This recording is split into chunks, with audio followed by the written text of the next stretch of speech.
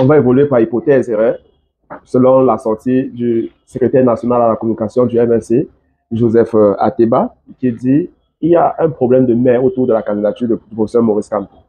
Les gens disent qu'il est compétent, brillant, intelligent, intègre, humaniste, mais ils disent quand même que ce n'est pas lui qui devrait être à la tête du Cameroun. Est-ce que vous comprenez ça? Il y a même certains de ses collègues qui disent que dans le domaine du droit, Maurice Kamto, c'est une sommité, on ne teste pas son palmarès et bien d'autres choses. Mais surprenamment, ces mêmes gens tournent au rond et réussissent quand même à dire qu'ils ne veulent pas rejoindre l'APC, qu'ils veulent l'ATC et bien d'autres choses.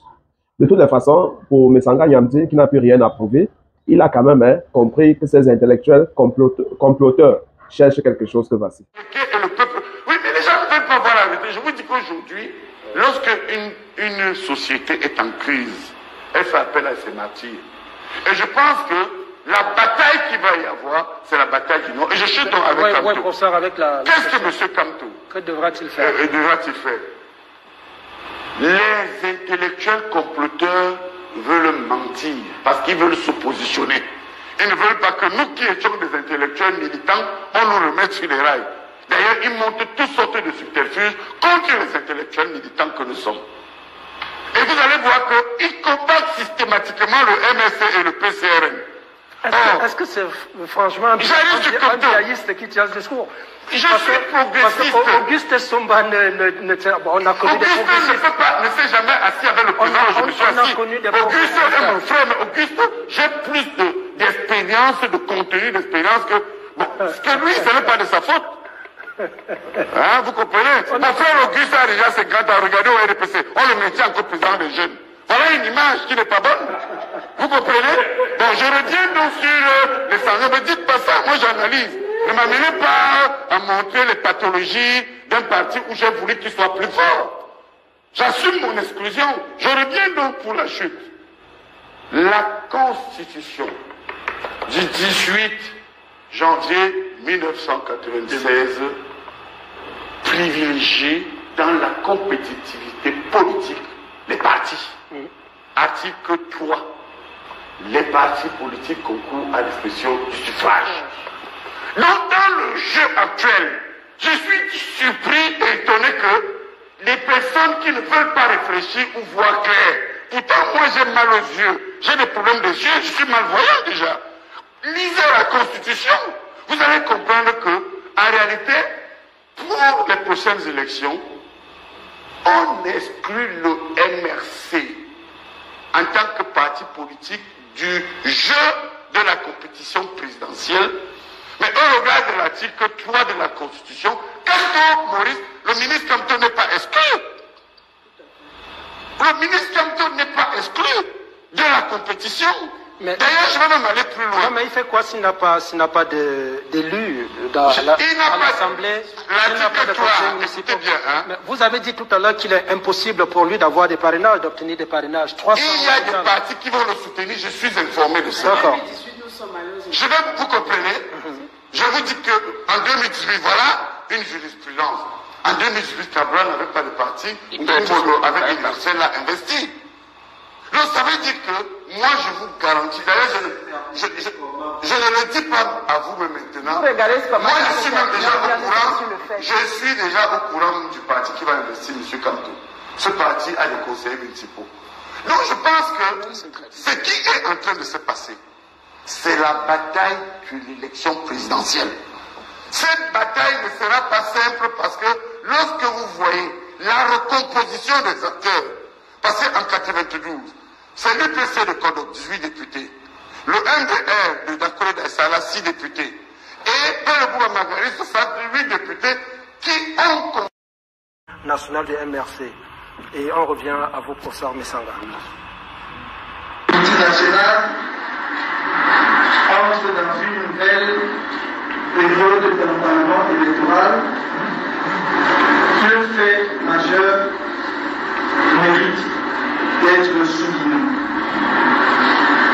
Premièrement, tous les indicateurs objectifs montrent aujourd'hui que le peuple camerounais attend avec ferveur le MRC lors du tour de scrutin du 9 février 2020 de lui prendre sur le électoral dont son candidat à la présidentielle du 7 octobre 2018 a été victime de la part du régime en place.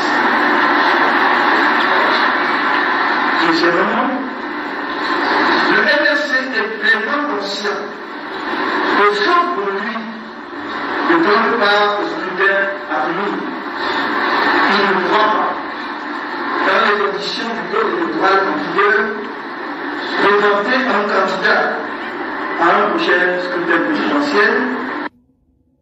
D'accord, professeur Messanga, le MRC est conscient, là je paraphrase le professeur Kamto, est conscient de ce qu'en n'ayant pas pris part aux élections de 2020, eh bien, il ne sera pas la présidentielle de 2025. Est-ce qu'il n'a pas mesuré les conséquences d'un boycott, du boycott des législatives et municipales de 2020?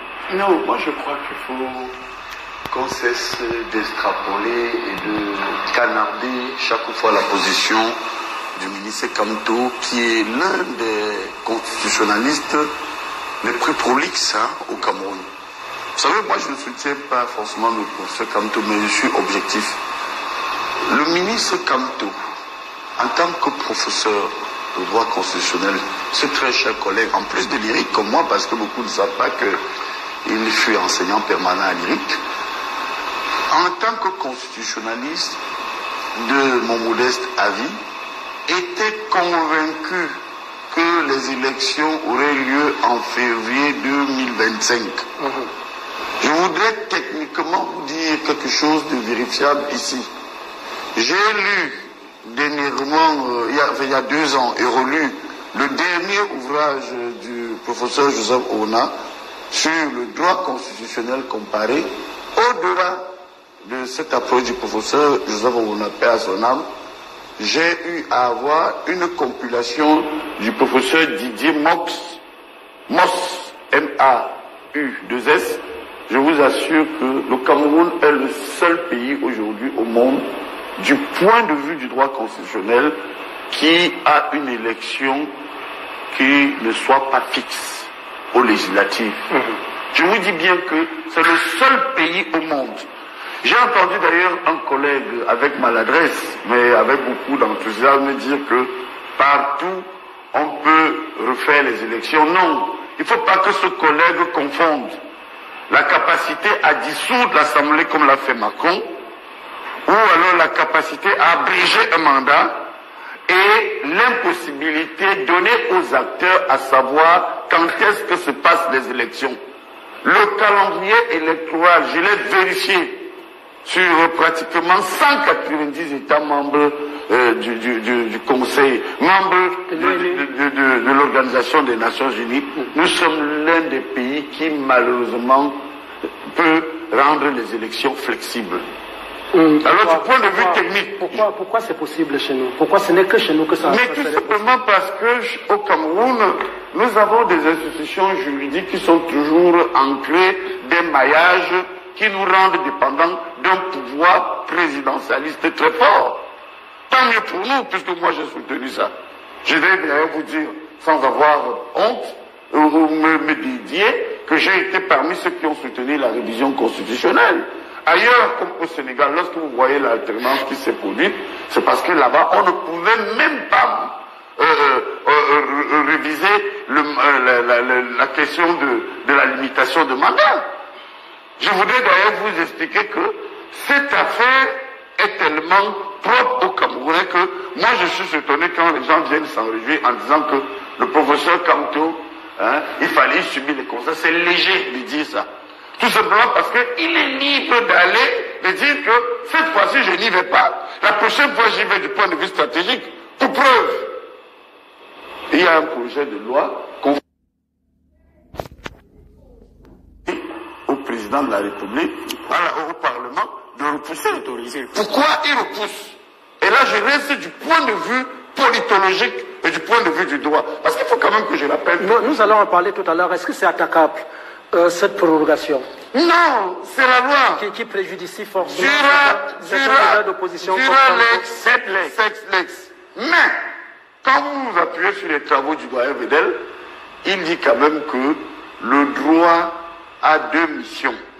La première mission du droit avec autorité est de garantir la régulation sociétale. Oui. La deuxième mission du droit, c'est encadrer la cohésion sociale. Or, lorsque vous voyez ce qui se passe, comprenez quand même que en décembre 2025, il y a les régionales.